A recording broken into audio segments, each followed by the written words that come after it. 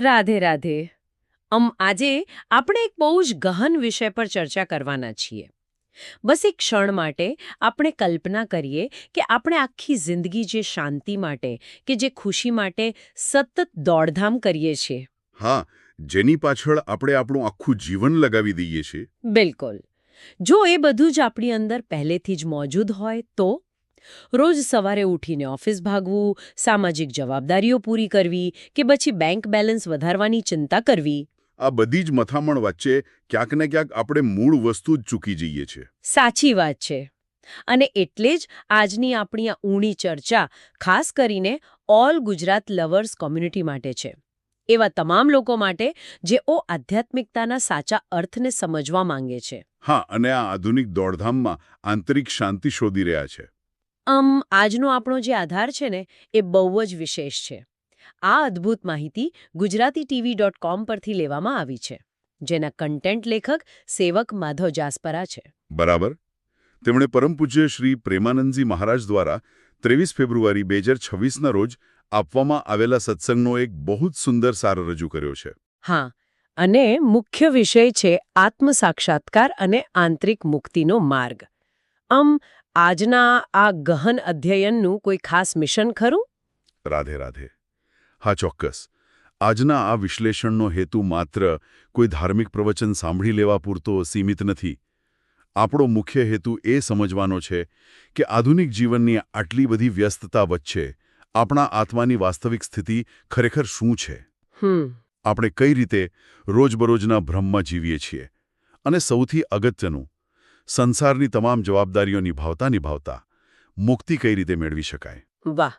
તો ચાલો આને પાયાથી સમજીએ. આજના કન્ટેન્ટમાં શરૂઆતમાં જ એક બહુ જ ઊંડો પ્રશ્ન આવે છે. રાજપુરાના અમિત પુરીજીનો એક પ્રશ્ન હતો કે શું આત્માએ ખરેખર કંઈ પ્રાપ્ત કરવાનું હોય છે? બહુ જ વ્યાજબી પ્રશ્ન છે આ. હા, કારણ કે આપણે નાનપણથી સાંભળતા આવ્યા છીએ કે જીવનમાં કંઈક મેળવવાનું છે, કંઈક બનવાનું છે. પણ મહારાજ જીનો ઉત્તર તો આપણી આખી વિચારધારાને જ પલટાવી નાખે છે. બિલકુલ પલટાવી નાખે. તેઓ બહુ જ સ્પષ્ટ શબ્દોમાં સમજાવે છે કે આત્મા તો નિર્વિકાર છે. નિર્વિકાર એટલે કે? જેમાં ક્યારેય કોઈ જ ફેરફાર થતો નથી. જે સંપૂર્ણ છે. હા, જે સંપૂર્ણ છે. તેને કોઈ ક્રિયા કરવાની જરૂર નથી અને તેને કોઈ ફળની પણ અપેક્ષા નથી. લેખમાં આત્માને ચૈતન્ય ઘન કહ્યો છે. ચૈતન્ય ઘન એટલે? એટલે સંપૂર્ણ આનંદનો એક એવો અખૂટ સમુદ્ર જેમાં કોઈ જ ઉણપ નથી. અહીં સૌથી રસપ્રદ વાત એ છે કે જો આપણો મૂળ સ્વભાવ જ અખૂટ આનંદનો સમુદ્ર છે, તો પછી આપણે આટલા અશાંત કેમ છીએ? કારણ કે આપણને ભ્રમ થઈ ગયો છે. મહારાજજી બહુ સચોટ રીતે કહે છે કે આપણે મૂળભૂત રીતે આત્મ સ્વરૂપ હોવા છતાં પોતાને ભૂલી ગયા છીએ. એટલે પેલી રાજાવાળી વાર્તા જેવું? રાઈટ. બરાબર. એ જ ઉદાહરણ. ધારો કે કોઈ રાજાને રાત્રે સપનું આવે કે તે ભિખારી થઈ ગયો છે, તો તે સપનામાં રોશે, કપડશે, ભીખ માંગશે.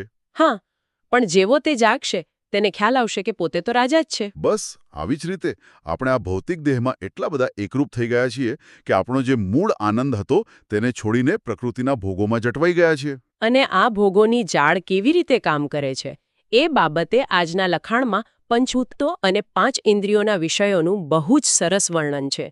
શબ્દ, સ્પર્શ, રૂપ, રસ અને ગંધ. આ 5 વિષયો જ આખી સૃષ્ટિને ચલાવી રહ્યા છે. સ્ત્રોત મુજબ આપણે જોઈએ તો આકાશનો ગુણ સ્પર્શ છે, વાયુનો ગુણ રૂપ છે, અગ્નિનો ગુણ રસ છે અને પૃથ્વીનો ગુણ ગંધ છે. આ માત્ર કોઈ જૂની ફિલોસોફી નથી. બિલકુલ નહીં. આપણું રોજિંદુ જીવન જ છે આ. હા, આપણે રસ્તા પર ચાલતા હોઈએ અને કોઈ સારી સુગંધ આવે તો તરત આપણું મન એ તરફ ખેંચાઈ જાય છે. કોઈ સુંદર વસ્તુ જોઈએ એટલે તેને પામવાની ઈચ્છા થઈ જાય. આ 5 ઇન્દ્રિયોના વિષયો જાણે એક અદૃશ્ય જાળી છે, જેમાં આપણું મન સતત ફસાયેલું રહે છે. તો પછી આ જાળીમાંથી બહાર નીકળવાનો રસ્તો શું છે? એ રસ્તો પણ એમાં જ છુપાયેલો છે. જો આપણે બારીકાઈથી અવલોકન કરીએ તો સમજાય છે કે આ પંચભૂતોથી બનેલા શરીરમાં જે હુંનો ભાવ છે, એટલે કે જે દેહાભિમાન છે. હા, અને આ બાહ્ય સુખોને ભોગવવાની જે સતત ઈચ્છા છે ને, એ ઈચ્છા જ ખરેખર આપણું એકમાત્ર બંધન છે. બીજું કોઈ આપણને બાંધીને નથી બેઠું. ઓહ, એટલે જો ઈચ્છા છૂટી જાય તો? જો માત્ર આ ઈચ્છાનો ત્યાગ થઈ જાય તો આત્મા ક્યારેય બંધાયેલો હતો જ નહીં. તે ભૂતકાળમાં પણ મુક્ત હતો, વર્તમાનમાં પણ મુક્ત છે અને ભવિષ્યમાં પણ મુક્ત જ રહેશે. બંધન અને મોક્ષ માત્ર મનની એક અવસ્થા બની જાય છે. સાચી વાત છે. પણ જો આ વાત સમજવામાં જેટલી સરળ લાગે છે ને, વાસ્તવિક જીવનમાં ઉતારવી એટલી જ કઠિન છે.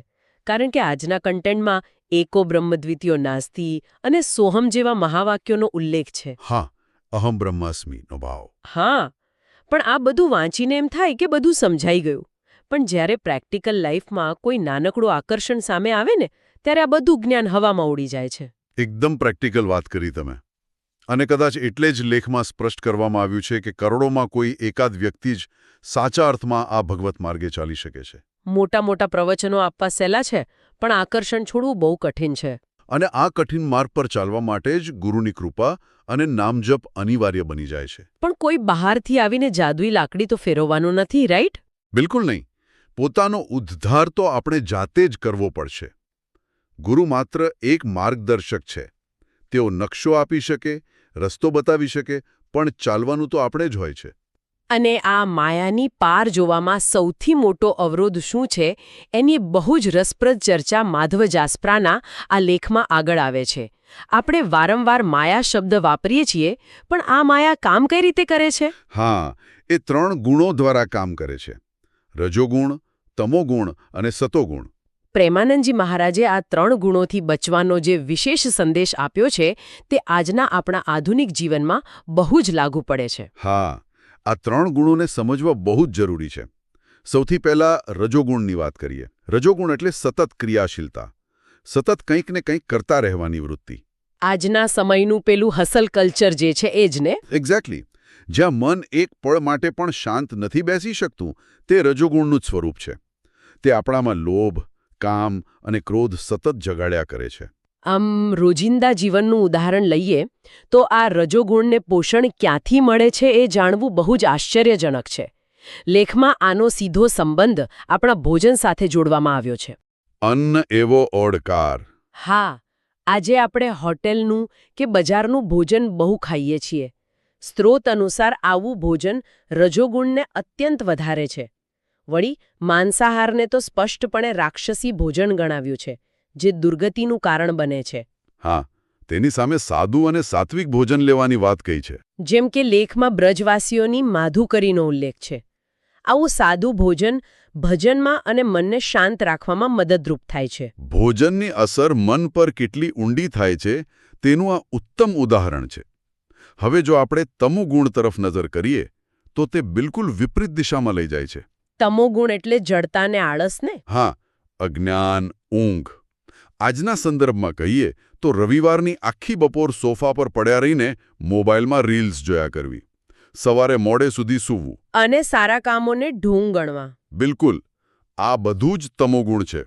ખાસ કરીને સવારે બ્રહ્મ મુહૂર્તમાં ઉઠવાનું જે મહત્વ છે, તે આપણે આળસના કારણે ગુમાવી રહ્યા છીએ. નાજરો ગુણ આપણને દોડાવે છે અને તમો ગુણ સૂડાવી દે છે. તો પછી બચે છે સતોગુણ. સતોગુણ સાંભળવામાં બહુ જ સારો લાગે છે. નિર્મળ હૃદય, પરોપકારની ભાવના, બ્રહ્મચર્યનું પાલન કરવું. હા, જ્યારે હૃદય શાંત હોય ત્યારે અહંકાર ઓગળવા લાગે છે. તો સામાન્ય રીતે આપણે એવું જ માનીએ કે બસ આ સતોગુણ પ્રાપ્ત કરી લીધો એટલે આપણું કામ પૂરું. પણ જો આપણે આને મોટા ચિત્ર સાથે જોડીએ ને, તો અહીં એક બહુ જ ગહન મુદ્દો આવે છે. સતોગુણ એ અંતિમ મંજિલ નથી. હે? સતોગુણ પણ અંતિમ મંજિલ નથી? ના. મહારાજજી સમજાવે છે કે છેવટે સતોગુણમાં પણ ત્યાગ કરીને વ્યક્તિએ ગુણાતીત થવાનું હોય છે. ગુણાતીત એટલે 3 ગુણોથી પર. હા, જ્યાં સુધી આપણે હું બહુ સારો છું કે હું બહુ સાત્વિક છું એવો ભાવ પણ પકડી રાખીશું, ત્યાં સુધી આપણે બંધાયેલા જ છીએ. ગુણાતીત અવસ્થામાં જ ખરા અર્થમાં અખંડ પ્રસન્નતા મળે છે. વાહ, આ વાત ખરેખર બહુ ઊંડી છે.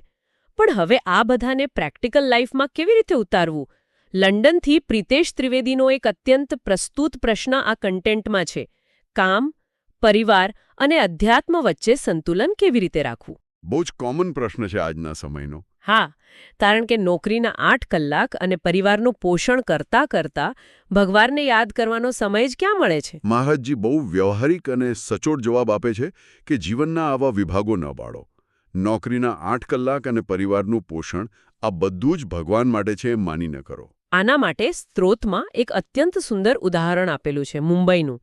ધારો કે કોઈને મુંબઈથી વસ્તુ લાવવાનું કહ્યું હોય તો રસ્તામાં ટ્રેનમાં કે ફ્લાઇટમાં તે વ્યક્તિનું સતત ધ્યાન નથી કરવાનું હોતું. ના, તમારું ધ્યાન તો મુસાફરી પર જ હોય. હા, પણ મુખ્ય ઉદ્દેશ્ય તેની આજ્ઞાનું પાલન કરવાનું હોય છે. બસ આ જ રીતે આપણે વ્યવહારના કામ કરવાના છે, પણ અંદરથી ઉદ્દેશ્ય ભગવાનની પ્રીતિ હોવો જોઈએ. આ જ સાચો કર્મયોગ છે.